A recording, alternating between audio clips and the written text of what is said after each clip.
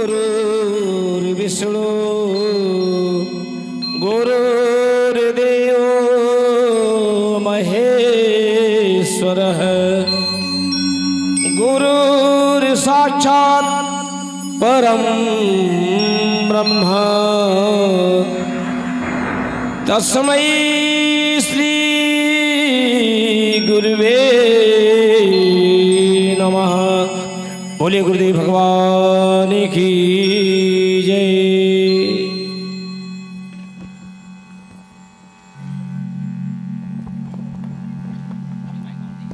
हरि ओम। जय श्री राधे, जय श्री सीताराम। हरि ओम। ध्येयं सदा परिभवनमविष्टदोहं तीर्थास्पदं शिवविरञ्जनं शरणं प्रत्यार्तिहं प्रणतपालभवाब्धिभूतं वन्दे महापुरुषे चरणारविन्दम्। हरि ओम।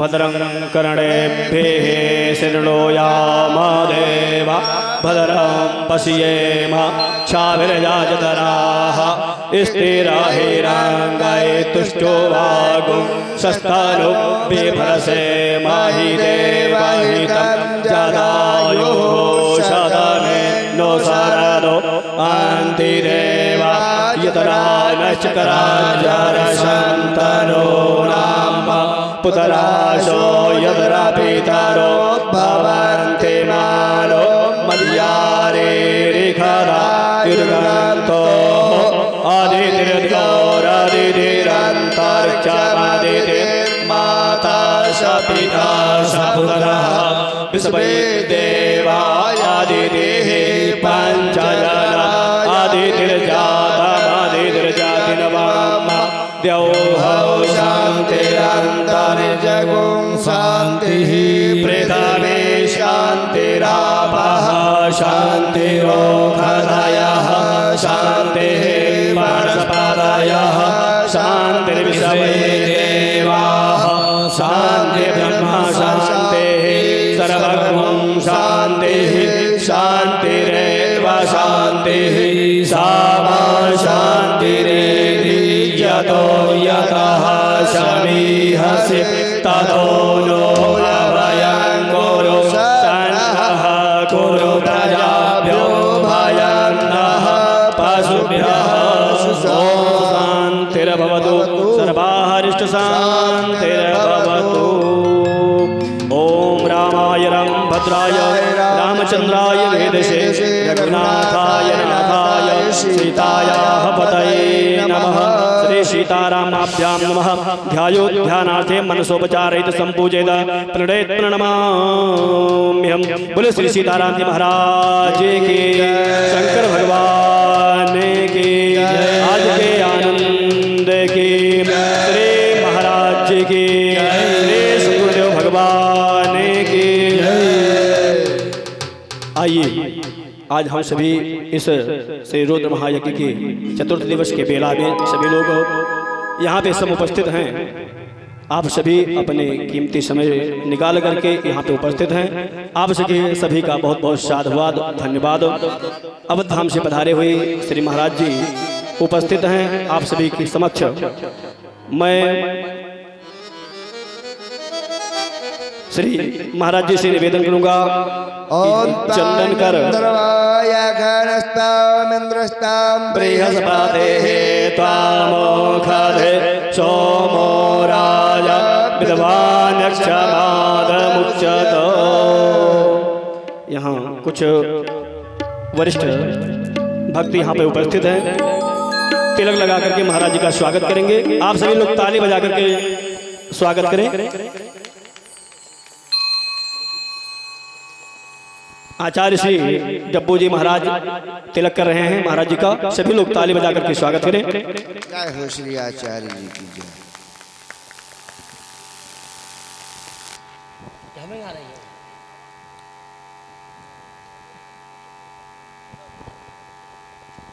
ओम नमोस्तु रामाय सलक्ष्मणाय देव्यै च तस्यै जनकात्मजायै नमोस्तु रुद्रेन्दुयमानिलेभ्यो नमोस्तु चंद्रार्कमरुद्गणेभ्यः।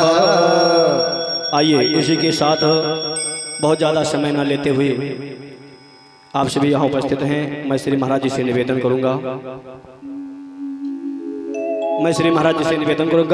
कि हम सभी को कथामृत रसस्वादन करा करके हम सभी को कृतार्थ करें, हम सभी के ऊपर अनुग्रह करें श्री महाराज जी।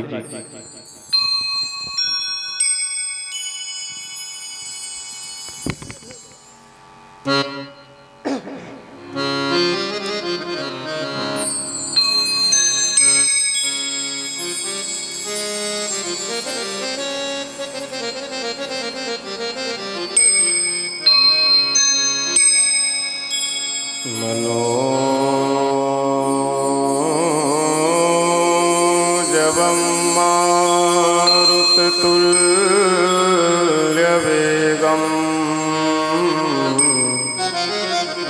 जितेन्द्रियं बुद्धिमतां वरिष्ठम्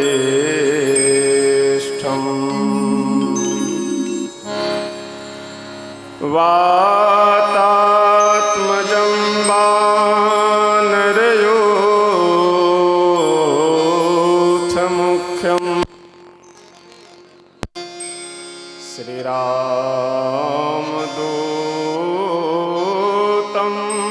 शरणं प्रपद्ये।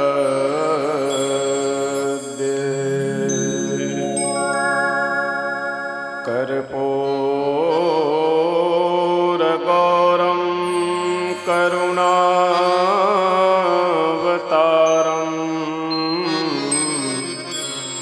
संसारसारं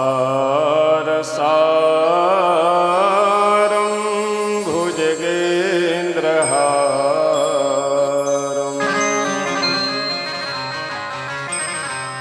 सदा वसन्तं हृदयारविन्दे भवं भवानी सहितं नमामि।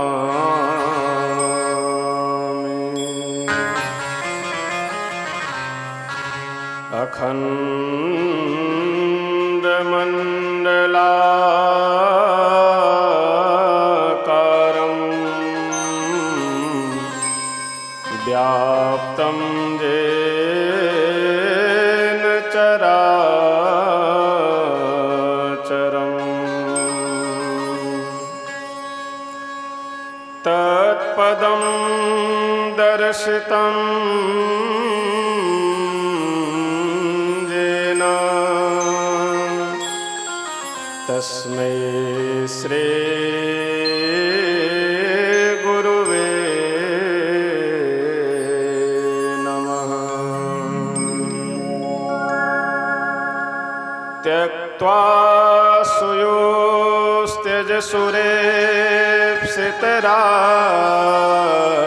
सुयोस्त्यजसुरेप्सितराजलक्ष्मी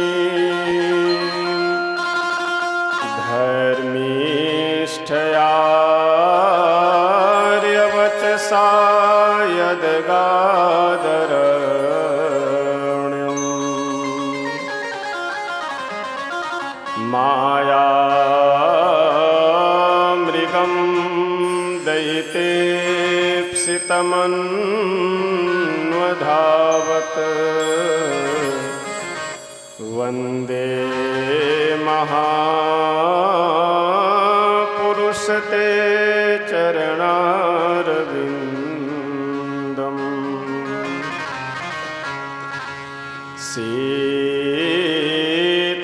सीतानाथ समारम्भाम्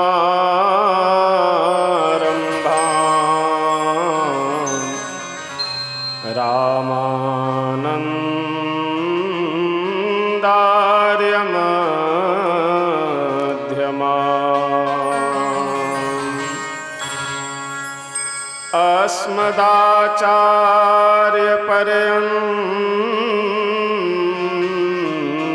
अस्मदाचार्यपर्यन्ताम् वन्दे श्री